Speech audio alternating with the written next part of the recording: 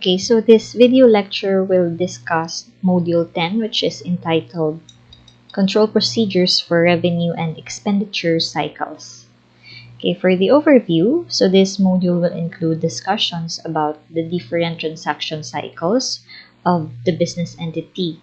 So specifically, we'll focus on the control procedures for revenue or receipt and the expenditure or disbursement cycles. So for the learning outcomes, you will learn about the different transaction cycles and specifically revenue or receipt cycle and expenditure or disbursement cycle. Okay, so for the content, so we will have the following. We will discuss about the different types of transaction cycle, the revenue or receipt cycle, and the expenditure or disbursement cycle. Okay, so to start, so let us discuss about the different types of transaction cycle. Okay, so a transaction cycle, this is said to be an interlocking set of business transaction. Interlocking in the sense that for a specific business transaction, we know that recording this will have the effect on a debit and a credit account depending on the transaction. Okay, so these accounts may belong to one or more transaction cycles. Okay, so that's why it is said to be interlocking, or the business transaction has the element of the different transaction cycles. Okay, so that's why. So most of these transactions can be aggregated into relatively small number of transaction cycles. So this may be related to a sale of good, payment to suppliers, employees, and to the lenders. So these are some of the different examples of business transactions in which there are two or more debit accounts or two or more credit accounts which may belong to one or more or a different transaction cycle. Okay, so what is the role of the accountant? So in this case, the accountant together with the management, so they are responsible to design an appropriate set of procedures as well as the necessary forms. Okay, so the forms may be the source documents that will be used in the audit. Okay, or it may be the forms that they will use in the process of a particular transaction. Okay, aside from the procedures and forms, they are also responsible for integrating those controls for each transaction cycles, or they can have a set of procedures for a specific transaction cycle. So this is done to mitigate the opportunity for fraud and to make sure that there are internal controls which are effectively operating, okay, to detect fraud and even errors, okay, and to ensure that the transactions are processed as reliable and consistent in a consistent manner as much as possible. Okay, so basically, if you could still remember in our previous discussion, this is the main responsibility of the management, which includes also the accountant.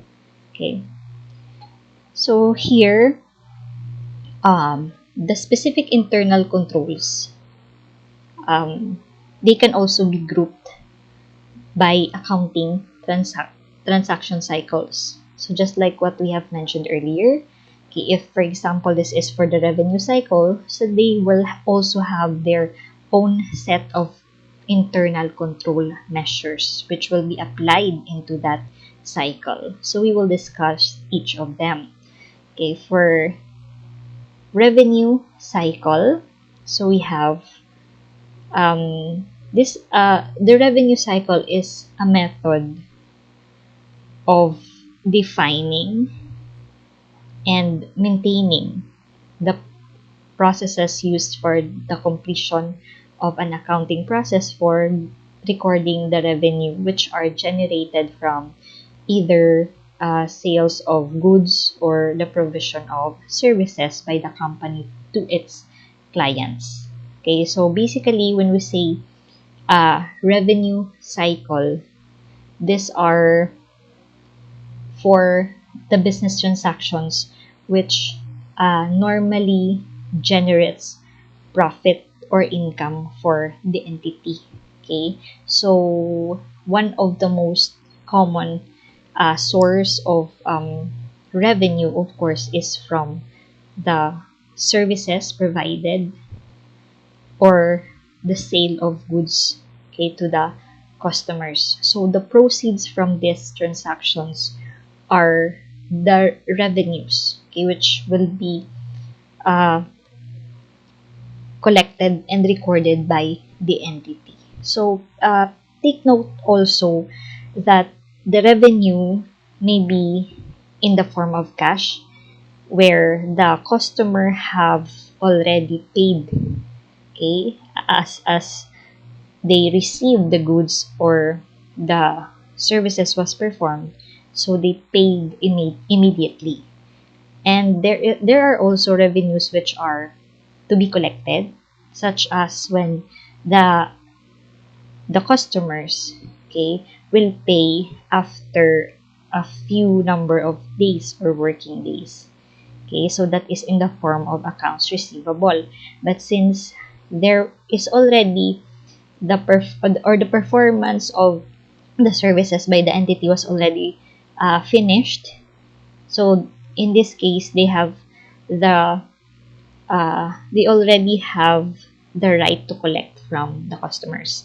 And also once the title passes in the case of the sale of goods or services, so the title passes from the seller to the buyer. So again, in this case, the seller or the entity can now or they have now the right to collect from their customers. So that is also a form of revenue, but this is under accounts receivable yet, okay, to be collected in the future.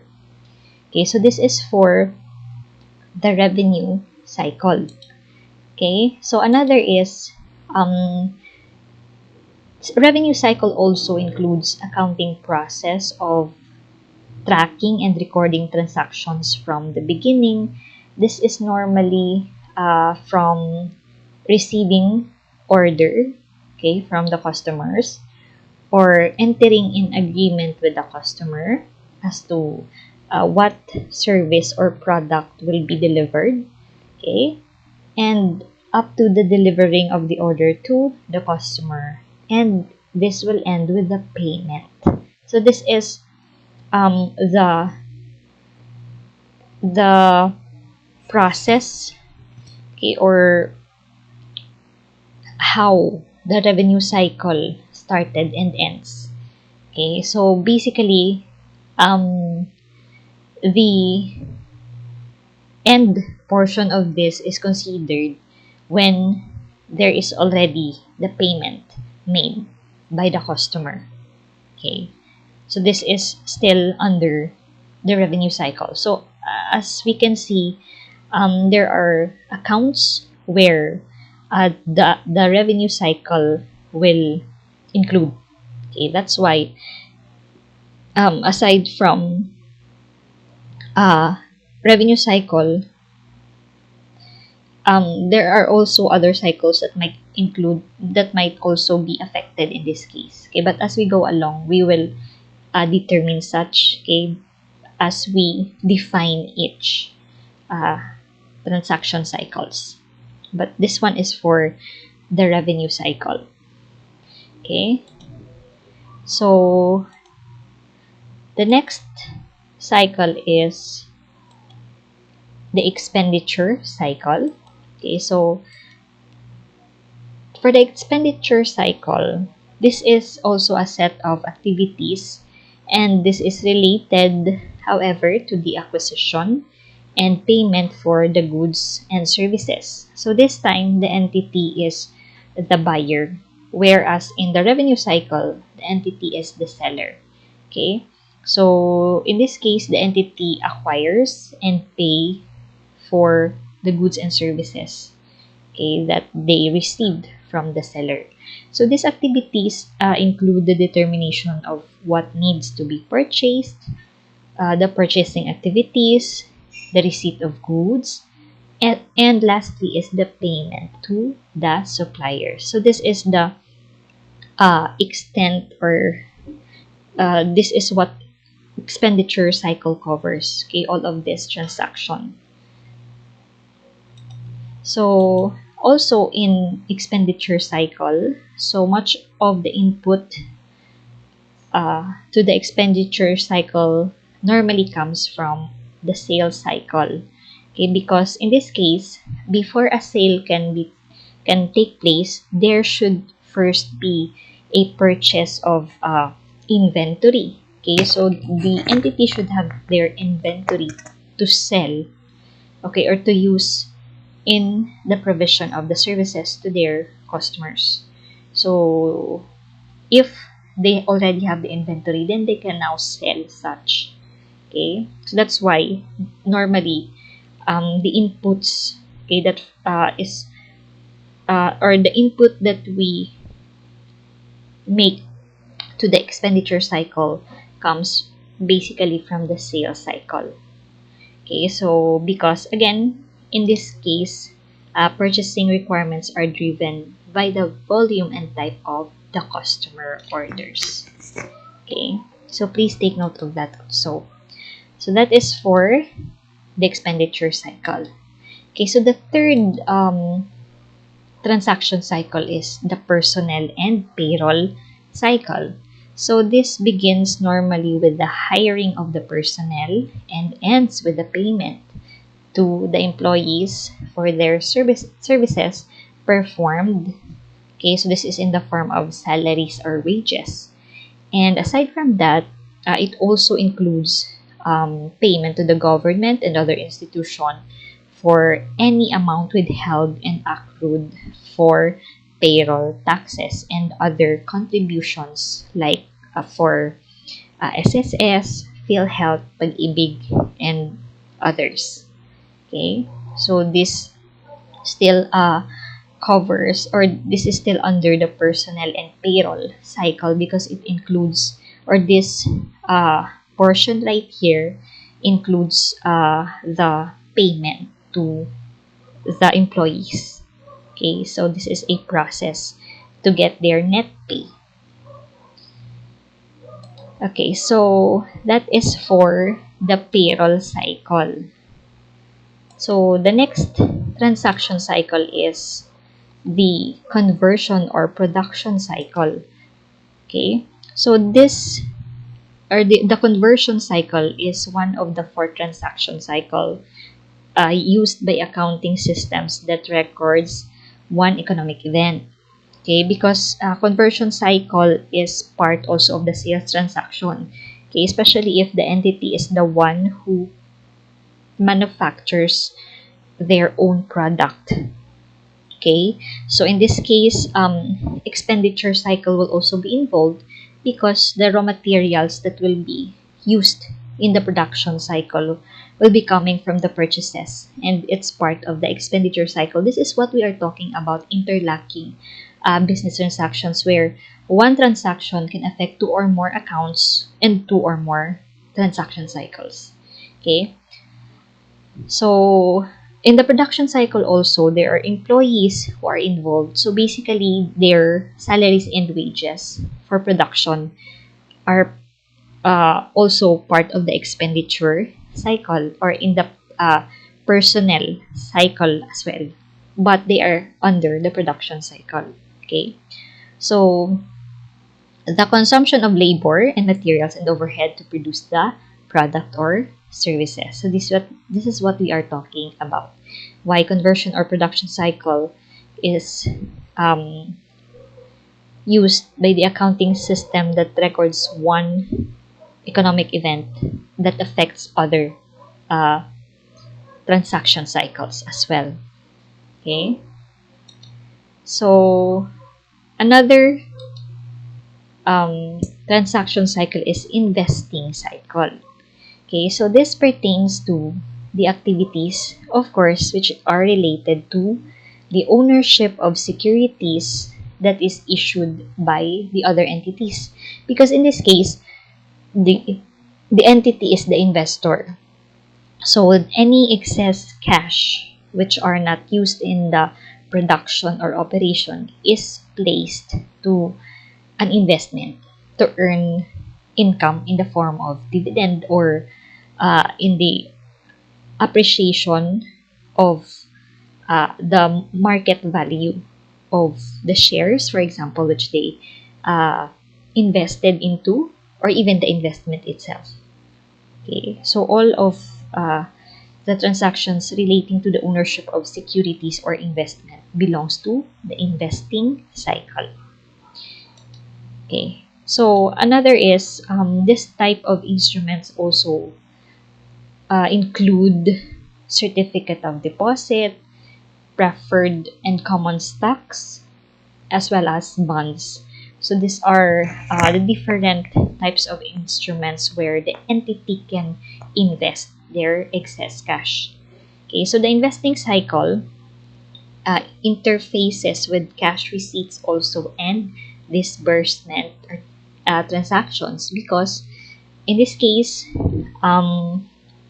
they have the disbursement, okay, to place the money in the instrument or in the investment, and cash receipts when they receive the proceeds or the dividends from the investment.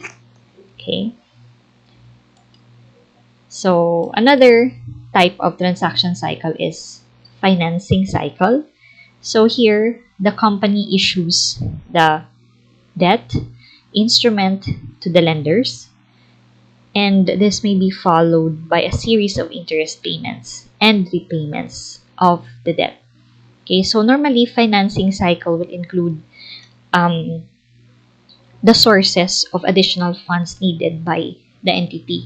So this may be coming from the bonds or long-term liabilities, which has to pay interest and a portion of the principal amount depending on the uh, or depending on what is written in the bond or in the contract. Okay, so but basically in this case the entity will repay whatever they owed from the lender plus the interest. Okay, so that is for the financing cycle. So again, the purpose of this is to acquire the additional funds needed for the operations.